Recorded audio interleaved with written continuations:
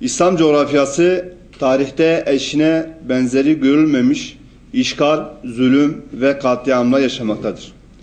Emperyalist ülkeler bu zulüm ve katliamlarını önce kukla ve maşaları olan Saddamlar, Mübarekler ve Esedlerle, daha sonra da direkt işgallerle devam etmektedir.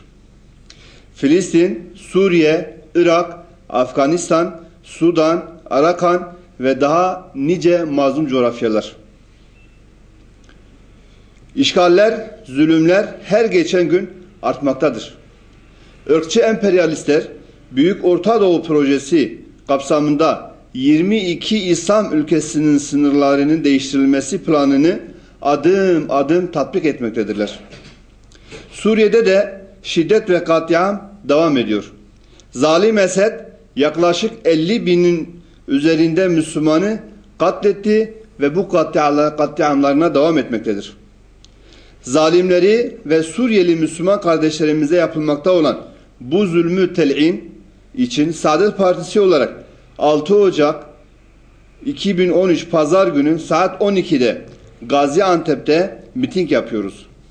Milletimizin bu mitinge göstereceği katliam, onurlu ve kararlı duruş, yetki ve sorumluluk sahibi yöneticilere tarihi bir uyarı olarak görüleceğini ve gayrimilli politikaları yeniden gözden geçirmelerini sağlayacaktır.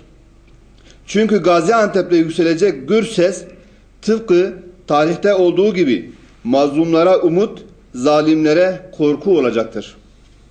Değerli basın mensupları, diğer bir konu da şu anda ülkemiz işgal halindedir diyebiliriz.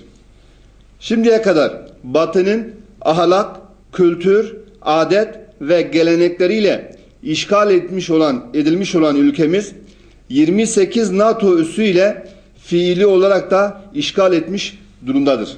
Şöyle haritayı size gösterdiğimiz zaman ülkemizde hangi illerde ne tür NATO üsleri olduğunu rahatlıkça bizler de görebiliyoruz.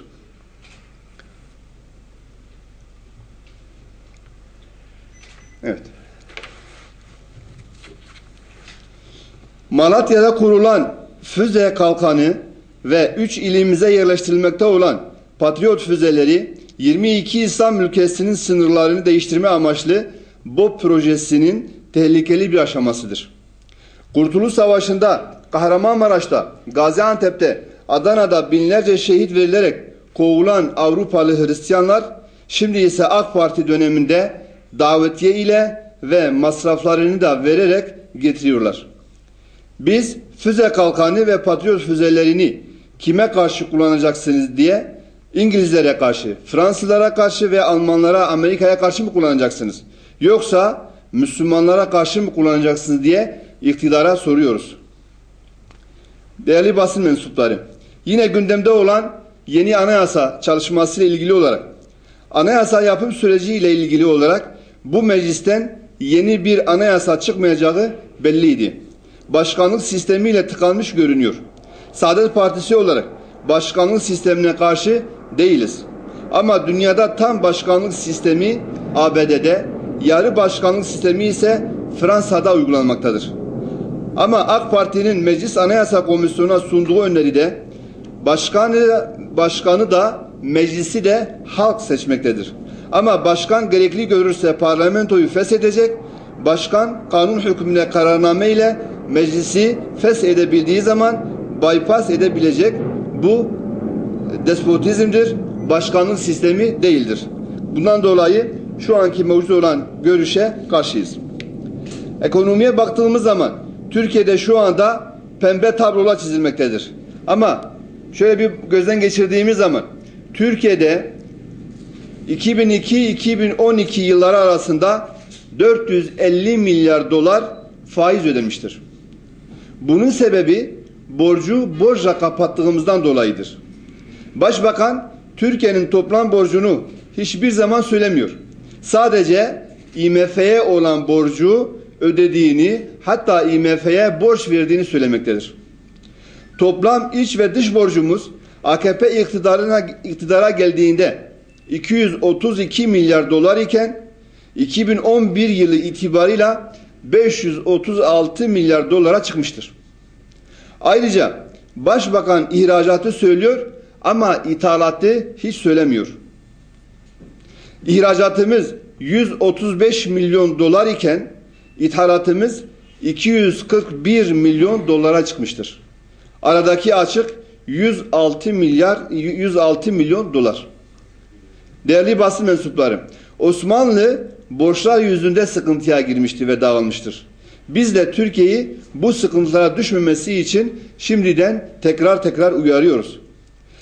Ekonomi çok iyi ise memura maaşına 2013'te 3+3 öngörülürken asgari ücretliye dün 4+4 verilirken vergilere ise 2013'te %7 zamla girdi şu anda.